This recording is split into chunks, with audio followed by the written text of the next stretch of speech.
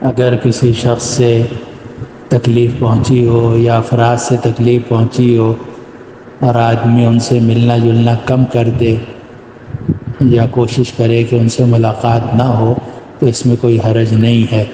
کیونکہ طبی طور پر انسان مجبور ہے کہ جہاں سے تکلیف پہنچتی ہے تو دکھ ضرور ہوتا ہے، تو یہ طبعی دکھ شریعت کے خلاف نہیں ہے۔ لیکن یہ حکم اس وقت ہے جب کہ وہ رشتہ دار نہ ہو، لیکن اگر رشتہ دار ہوں تو ان کا ضروری حق ادا کرنا ضروری ہے، یعنی سلام دعا کی حد تک کچھ نہ کچھ تعلق ان سے رکھا جائے۔ اگر بیمار ہوں تو ان کی نجات پرسی کر لی جائے، چاہے فون پر ہی ہو، اور اگر سخت پریشانی میں ہے تو ان کی مدد کر دیں،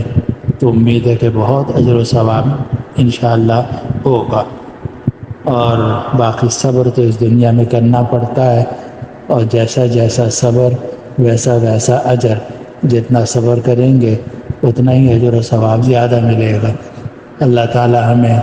اپنی رضا کے مطابق زندگی گزارنے کی توفیق عطا فرمائے۔